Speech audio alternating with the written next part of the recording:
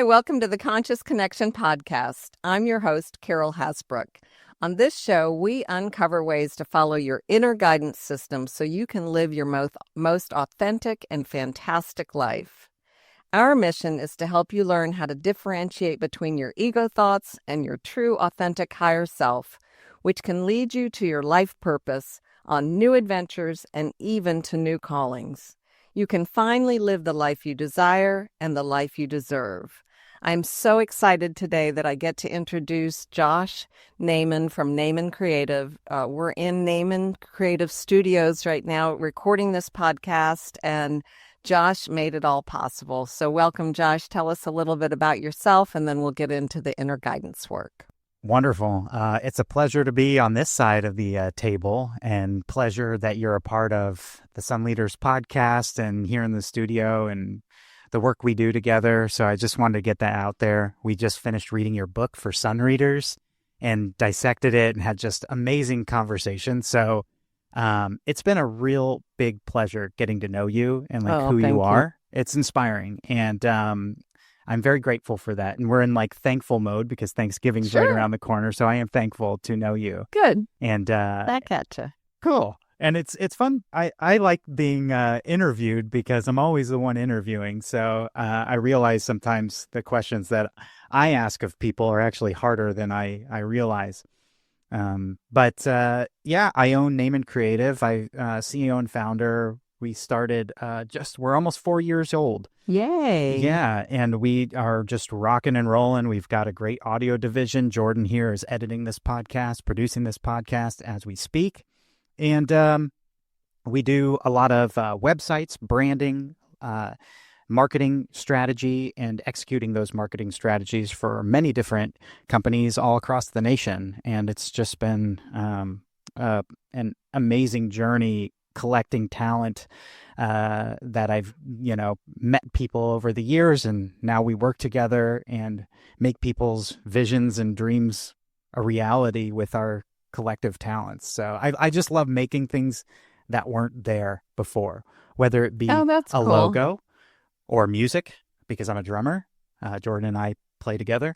And so that's just like my itch that I like to scratch, and I can't help it. Oh, that's wonderful. I'm glad. Mm-hmm. I'm glad. And we met because I sell real estate, and my photographer had just heard about my book. He hadn't even read my book. And he told Eric Nutting about my book, who, of course, you and Eric are good friends and business partners. And so Eric brought me to a Sun Leaders networking session, and it's just been love ever since. So yeah. I'm so glad that all transpired. It's cool how people find their way to Sun Leaders, because we're kind of a niche, but the people who connect with the community, it's really meaningful, and you're right in alignment there. Yes. Well, and I had gone on this adventure of servant leadership in my book, 10,000 Miles of Miracles, which, by the way, you can find on Amazon under the same name. Great and it's book. About a journey I took with a girlfriend doing service work across the country. And it's just full of miracle after miracle. And it's led me to you and to this podcast and to many other great things. And Josh and Eric are going to help me launch my speaking career, but it's not about me today. It's about you, Josh. So let's talk about you a little bit, okay? Okay. So I have some questions. I don't know how many we'll get through, but however many we get through will be perfect. So first of all, do you believe you have an inner guidance system? Yeah, I mean, I think, defining it that way is pretty on the nail on the head, or however you say it, because I think a lot of people define it differently. I think you've found a good way to phrase it. So yeah, some people, I was thinking about synonyms for it, like your gut, but then it's like, okay, do decisions come from internal or from external factors, from your environment informing your internal, and your internal informing your environment, and then the situation that you're in at that moment, and other factors that play to your decision at that moment, whether you're under pressure or you have extra time, if there's a deadline, or if you have plenty of space to move physically or move in time. So it gets dynamic. It's interesting. Inner guidance systems, 3 words. But then you've gotten me thinking, and we've had several conversations about it in the book discussions of dissecting your book. And in thinking about it, my mind goes far because of how meaty that what it is. And I like that exercise, regardless if you could define it. You know what I mean? I can tell. Yeah. So you get much more deep about it than I do. Oh, really? Oh, yeah. And that's okay because we all just have a different way of analyzing and processing information. And right. So that's perfect the way it is. I was going to ask you, so do you have a name that you call your inner guidance system? Well, now I call it my inner guidance system. Perfect. I don't know what I would have called it before. Probably my gut, because that's how I was raised. Right. Yeah. And there's studies done that we have 2 brains, right? We have a brain in our head and we have a brain in our gut. Yeah, I've heard that. I don't know about you, but my mother always told me, Carol, follow your gut. And if you feel like you shouldn't be in a certain situation, get the heck out of there. Right. And I didn't understand it at the time, but I did listen to her with it, and it saved my butt many a times growing up of getting out of situations that my gut told me I shouldn't be in. I've been reflecting on some situations that I felt very strongly. Wow, there was a literal physical feeling of. Like, for instance, one thing that popped in my head this morning, when I was in Vancouver, shortly after I had met my wife, me and my 2 buddies went to Whistler, Canada for 2 days. It's beautiful out there. And at that time, I indulged in a thing that was not necessarily legal in that area. And we were just having a good time. It's very clean. It's not a huge deal. It's just the next step up from alcohol. You can put the puzzle together. But, we were hanging out kind of walking around the town, and we each took a turn to go around the corner to poke the snot. And ultimately, it was my turn, and they were hanging out, and I just felt something. I was like, they got quiet. And I had finished my portion.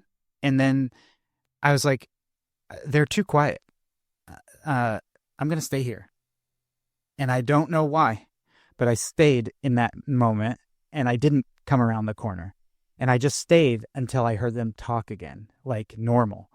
And a cop had come to them in that moment.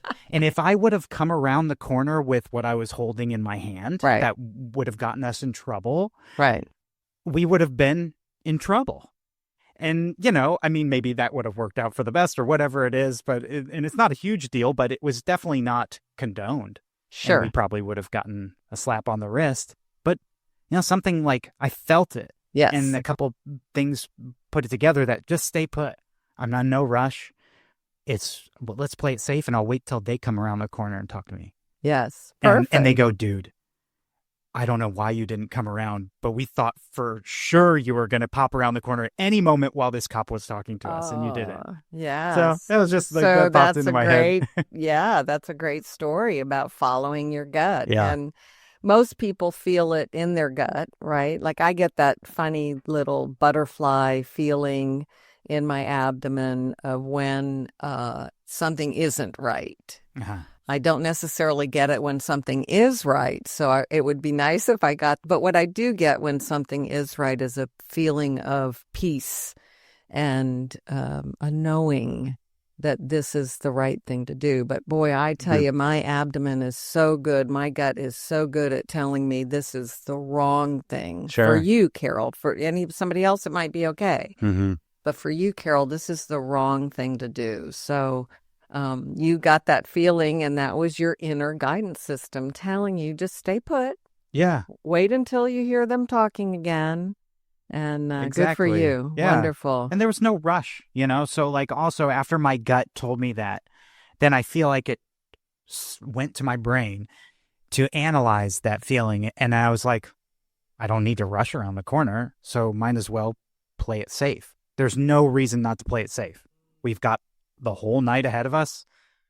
So if I'm feeling this, I might as well acknowledge and act on this feeling because there are no negative repercussions for acting on it by staying put and hanging out for an extra 2 minutes. Yeah. So Right. then the analysis happened in my brain. So I do think that they work together.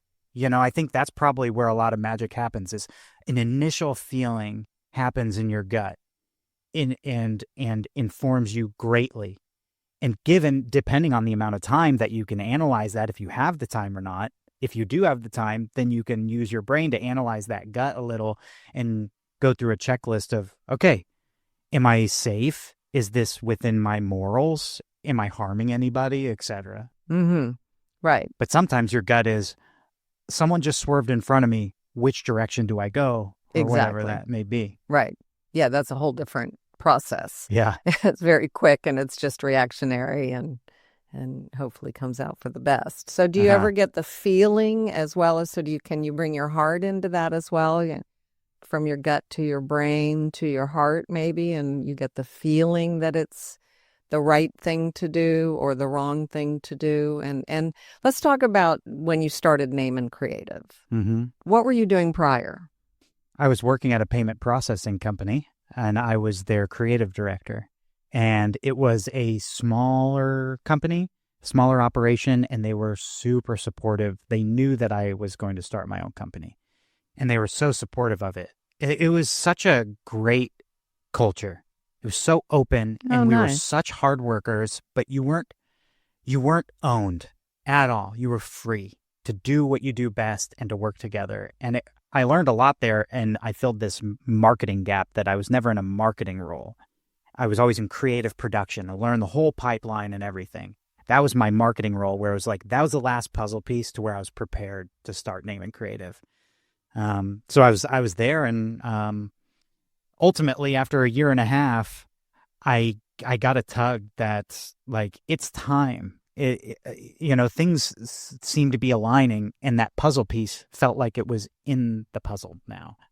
And my coworkers knew it, and I knew it, and I had some work for my full-time job there that I had someone who I contracted out my full-time work there and helped me with my full-time job so that I could start Naaman Creative. And the CEO was fine with that, but at a certain point he was like, you know what, like, you're doing this, might as well start it, and then we'll just become your client. And so it was a really great transition. He was really supportive. Shout out to you, Kyle, if you ever listen to this. And he's younger than me and just a brilliant dude, brilliant programmer and CEO. So he was inspiring in many ways there. But that's kind of how it happened, where, it was a nice flow, but ultimately there was this, this switch that went on in my head. I go, it's time.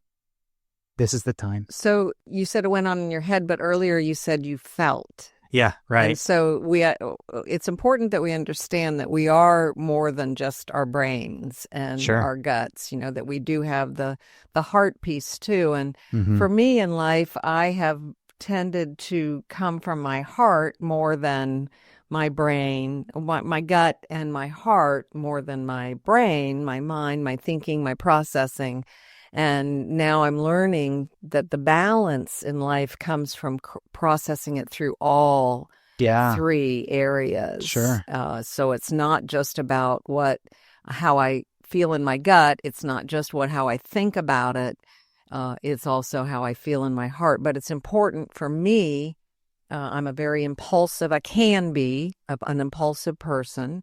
And so it's important for me to stop and engage the brain part of it too, and look at the process and the thinking, analyze it a little bit more. Yeah, I think with those are like three solid filters. Yes. Your gut is initial and like a baseline or immediate or something that comes and you need to act on it.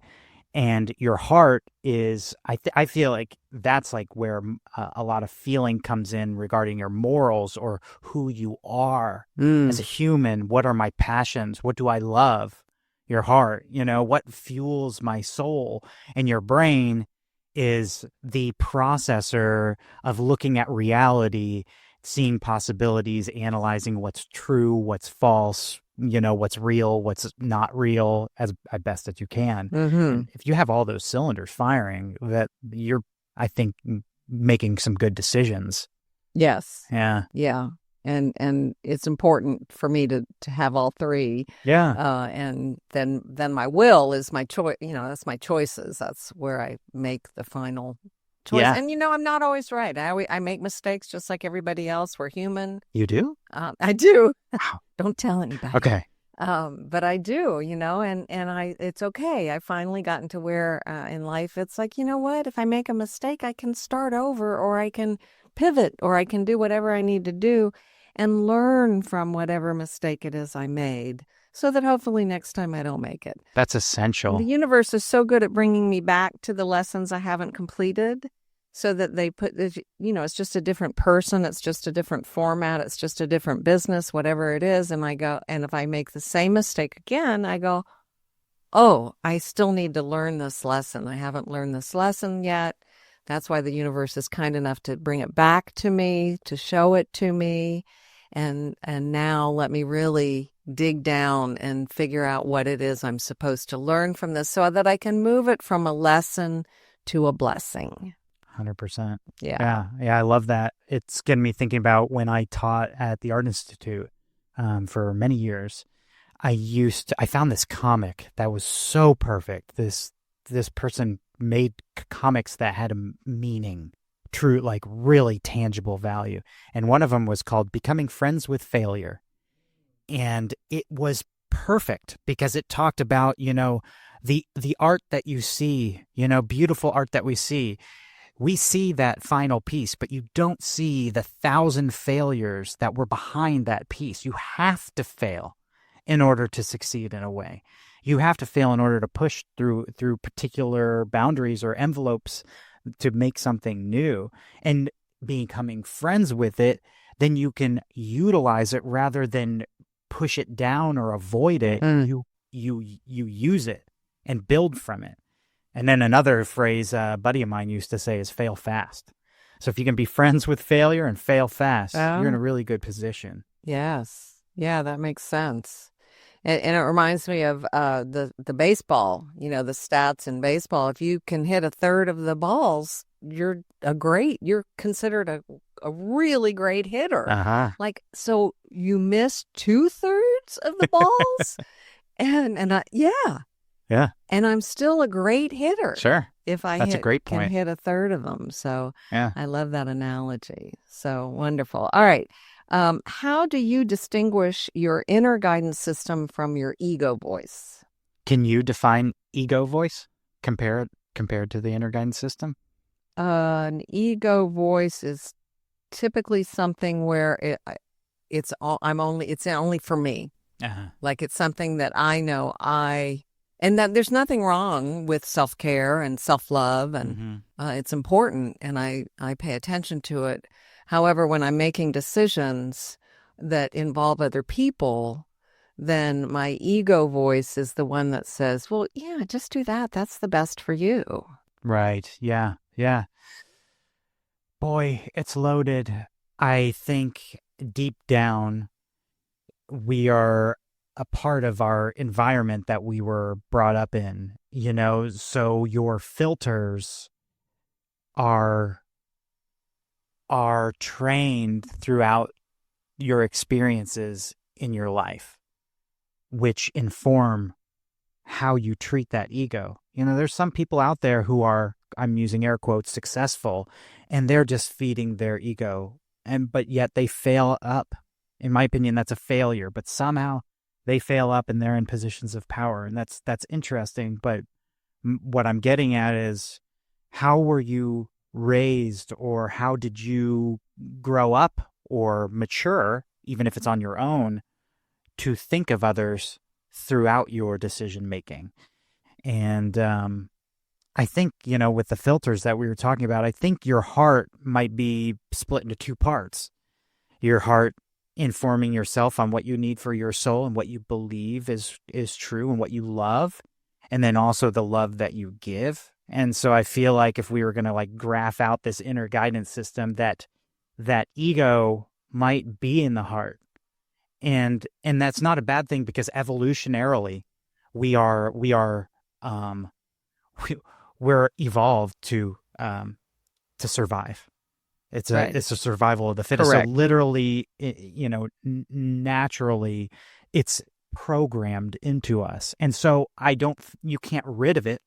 And like your question is, how do you sort through that ego versus the inner guidance system? I think I think it takes work.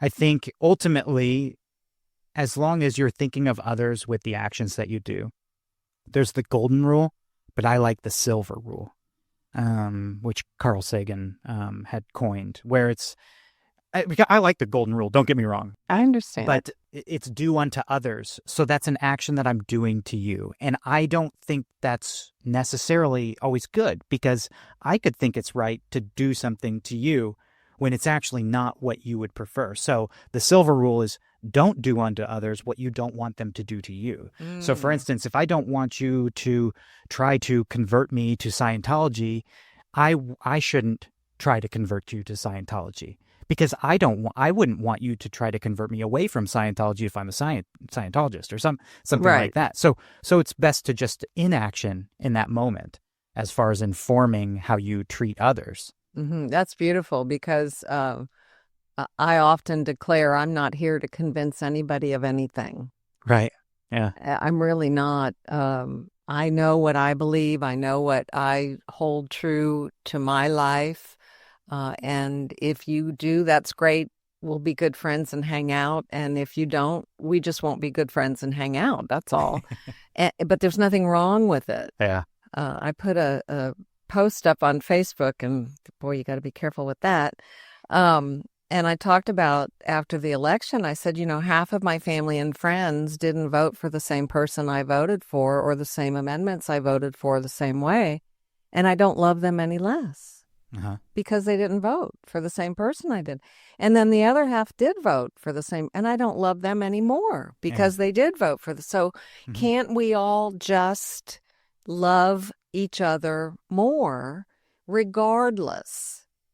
And I don't even know if my vote is right. Sure. I have no way of knowing. Yeah. It's right for me, and so I'm not here to convince you that my way is the only way or even the right way. And for the most part, the reactions were, and this is typical of anything online, right? But for the most part, the reactions were very positive and endorsing. And then there were the haters. Oh, You're always my gonna gosh. get hate. And of course, which ones do I focus on, right? Well, I had to take the post down because I just couldn't take it anymore. Did you really? Yes. I did it on my private page, and that was fine. But when I put it into a group page, it got pretty ugly. Oh, sure. Yeah, once you let it out further. And so I tried to respond, and that got some pretty angry feedback. And so I just took it down. I thought, I don't want to convince these people that what I'm saying is just to let it go and let everybody be whoever they are, because that's who they are. That would be and wonderful. Love them anyway. Yeah. There are a lot of junk websites on the internet. Cluttered, neglected, and forgotten. Nobody wants to visit a site with outdated information, broken links, and security vulnerabilities. That's why Naaman Creative is here to make the internet and your business more tidy. Don't let your website become a digital junkyard. Reach out to us today, and we'll make sure your website is well maintained with fresh content to boost search rankings, keep visitors engaged, and grow revenue. Connect with us at info@NaamanCreative.com or visit our website at NaamanCreative.com to get started.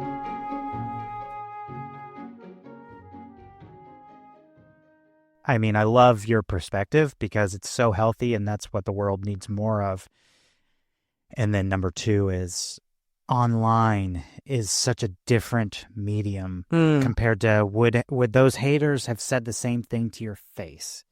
And I have a feeling that maybe some of them would have been straightforward and honest, but maybe come out differently. That online, and we do a ton of digital marketing. I do a lot of stuff online, but we create for good. We try to put only good things out, and that's a focus. But online has this anonymity that you can hide behind an avatar, quite literally, or a username, where then you feel like you can say anything without consequences that people know you. But really, you know yourself and you're saying that. And that other person is affected. And again, like if you apply the silver rule, do you want someone to say those things to what you believe? Or how would you want someone to go about arguing, or it shouldn't be an argument, discussing these facts or feelings or the mixture of those two? And it's how we go about our discourse that's so essential, like with respect and understanding that, first off, let's start with our commonalities.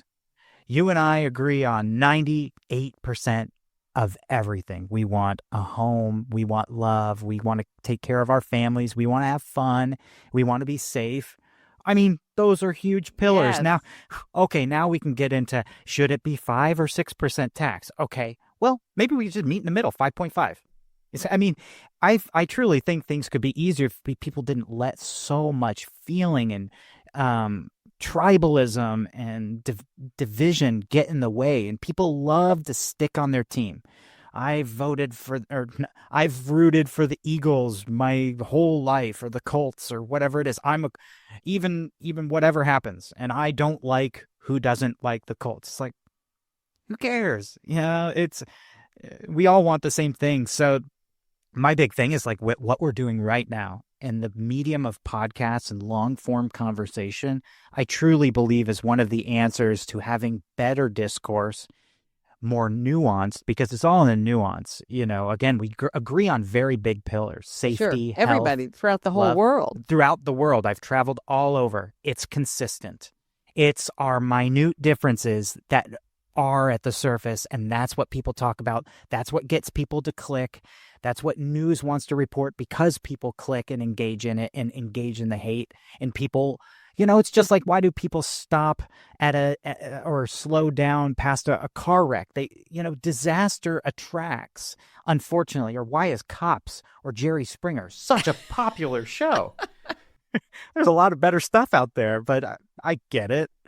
I mean, I wouldn't let my children watch Cops when they were little, and that's probably a good decision. I still hear about it, and they say, we just went over to so and so's house and watched it. But that show was like, no, you can't fill your little minds with that. Not when you're in my house. Sure. If you need to go to somebody else's house and do that, but yeah. Well, that's not the world too. So right. If you're watching Cops every day, you start to feel like, and sure, there's danger all over the place, no matter the safest town or whatever. There's danger. There's people who are not well and hurt others or are lashing out, whatever it may be.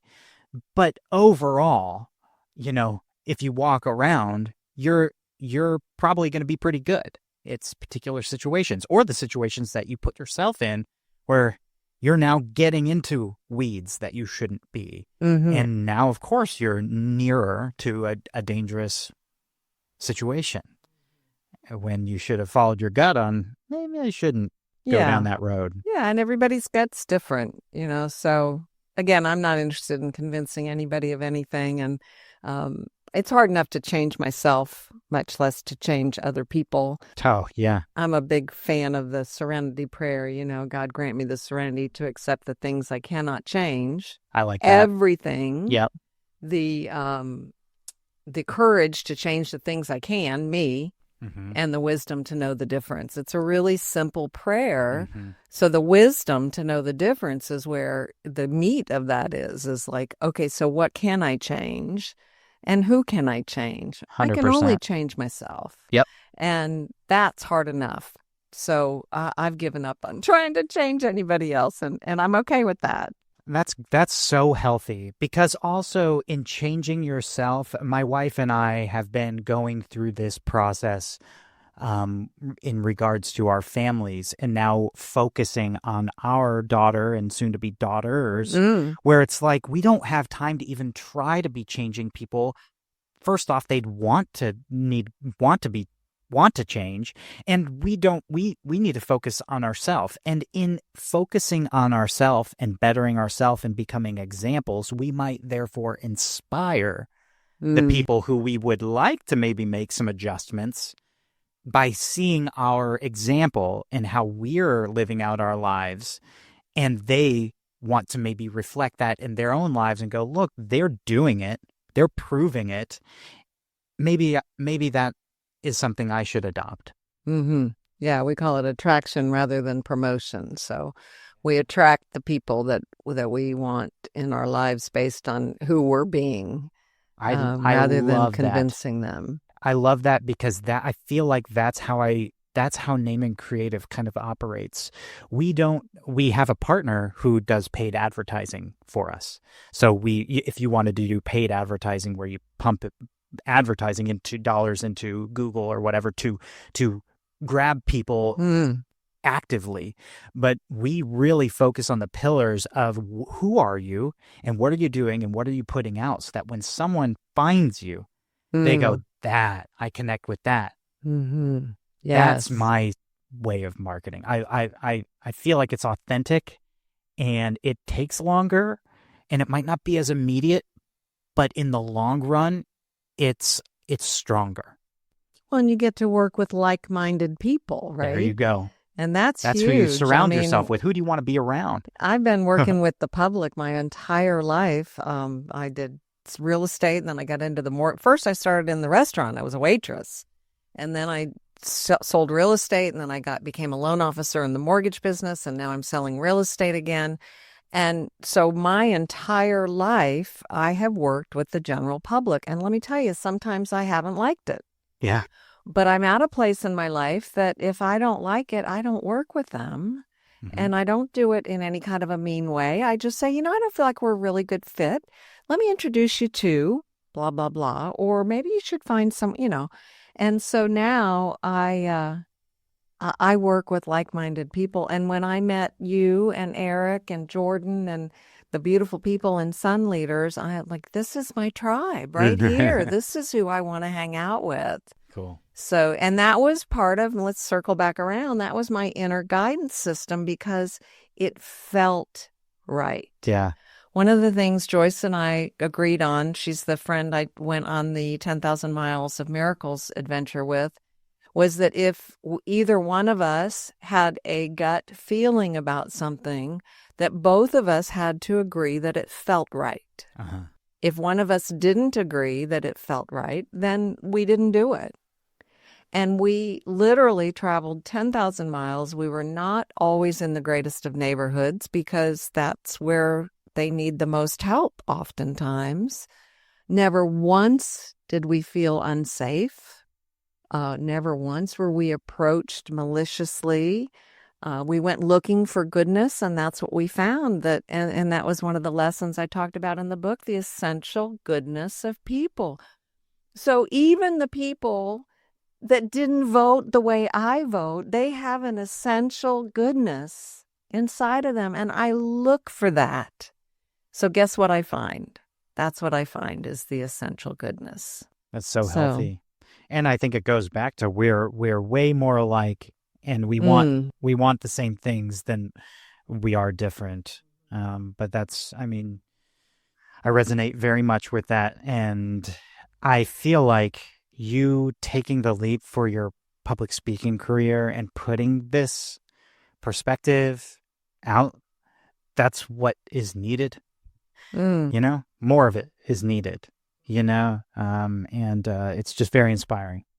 Good. I'm glad. And I agree that more of it is needed. And as I mentioned the other day, is that I'm teaching what I need to learn the most, right? We're all teaching what we need to learn the most. I felt that so strongly when I was teaching. I taught for 6 years at the Art Institute, from 100 to 400 level courses, and everything in between, from people much younger than me to people much older than me. And I learned way more than I feel like I taught. I taught a lot, but in that process, I feel very good about my skills now because I had to learn the fundamentals at such a deep level to facilitate conversations, discussions, critiques, and questions that came at me from all over and all different experiences, and be able to feel good about my answers rather than making something up. I was able to speak on it properly. And obviously it evolved. I got better over time. Sure. But, it was profound. And I feel like it's a cliche when you talk to a teacher. Yeah, my students taught me, or, the process taught me. But it's very true, because Oh, you have to learn so much in order to teach it well. yes, absolutely. And the critics can be a great, what I'm learning is to embrace, because every time we do something like start Sun Leaders, start Naaman Creative, write a book, go out on the speaking circuit, play in a band, anytime we put ourselves out there, right, we're vulnerable. Yeah. And we are open. Okay, I'm an open target now. And we don't want to be a target, right? But if we get 98% good and 2% not so good, my lesson right now is to focus on the 98% good. Well, that's a good batting average. It probably won't happen that Yeah. way. But, so far with my book, I've not had anybody say, oh, it stinks. I have had a couple people say, well, I started it, but I didn't finish it. So, obviously it wasn't great for them. And I had, in fact, the first person I ever had read the manuscript said to me, well, maybe your second book will be a winner. And man, but you know what? It was my lesson to know there are going to be people that don't like my book. Sure. So what? Oh, yeah. It's a creation. Not everybody resonates with it. Yeah. I don't like blue. Okay, sorry. But, Yeah. the piece is blue. You can buy the green one. Yeah. Yeah. Right. Don't buy the book, or put the book, or give it away, or We'll whatever. buy the second one. Honestly, as a compliment, because in a way, there's a lot there in her critique, because she knows that you can and probably will write a second one. Yes. And so there's actually a lot of positive there. I learned a lot. From that encounter, for sure. And you know what? I went ahead and published it anyway. Now, I'll be honest with you, it set me back a couple of months, because then I just sat on it thinking, I can't do this. I'm too scared. And then From one person. It's wild. Person. Yeah, yeah. And then finally I just said, you know what? I'm doing this anyway. And a year ago I put it out there, and I've had wonderful phone calls. We did it as a book club on Sun Readers, and, so I've had great experiences from it. Episode 50, by the way, you can listen to our final discussion of that. Oh, thank you for that little plug. Oh, of course. So I have one last question for you, Josh. Tell us about a time when you knew you had to do something that everyone else thought was completely crazy, but you had to do it. You had no choice. And or not everyone else, but people thought it was crazy, and you thought, I have to do this. I have no choice. Have you had any of those experiences? Yeah, I mean, with the business, I did get a lot of encouragement. But I think, general consensus is like, dude, you're starting a business. Like, don't most of them fail after 3-5 years? Sure. The big thing that comes to mind is my relationship with my wife, and like thinking in context of that with my heart portion of that you had talked about at the beginning. And in relation to this question, our relationship started with some sort of inner guidance system telling me in Vancouver, I was there for a computer graphics conference, and they have big celebrations and parties every night. And this was like one of the first ones, the first night. It's called the Chapters Party, for all the chapters all around the world to come and celebrate together at this big club in Vancouver. And we're all hanging out and dancing. And I don't dance a lot. I'm not like a dancer. I like to play the music for people to dance to.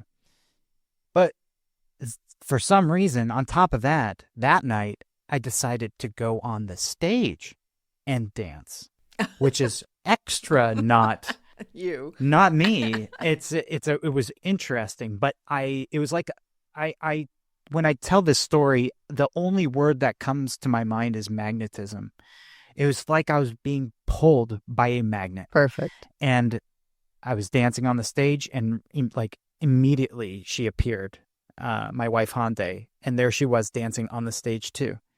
And we started to dance together, and even though we couldn't speak, we looked at each other, and she'll say the same thing. We felt that this absolute energy that is truly indescribable. The best word I can say is of magnetism.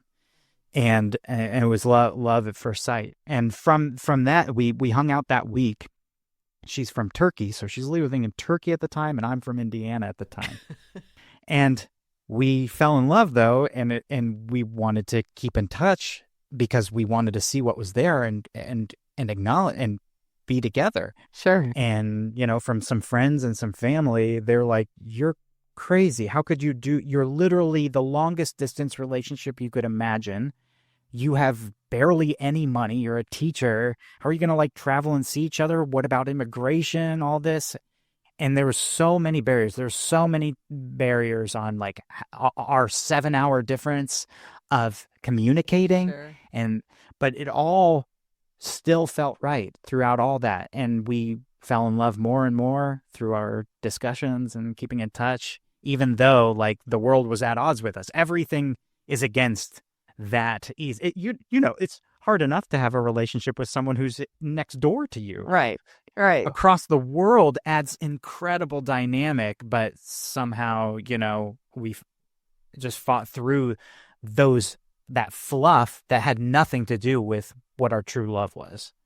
And we're married. It's almost been 10 years, and we're on our second daughter about to pop. So yay for magnetism. Yeah, magnets.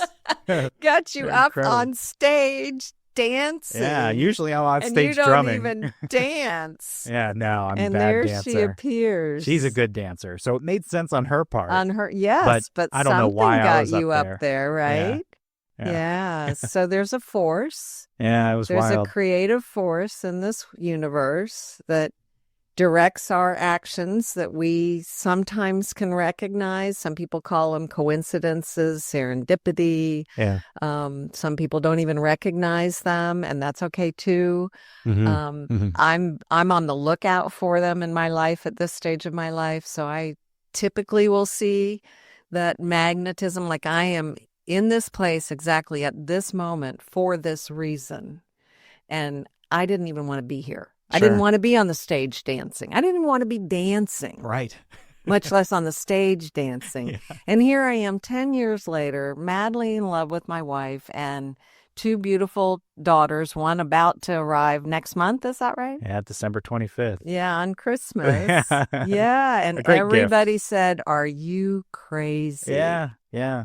So congratulations for following your heart and your inner knowing, your inner guidance system that told you this is absolutely the right thing to do. Thanks.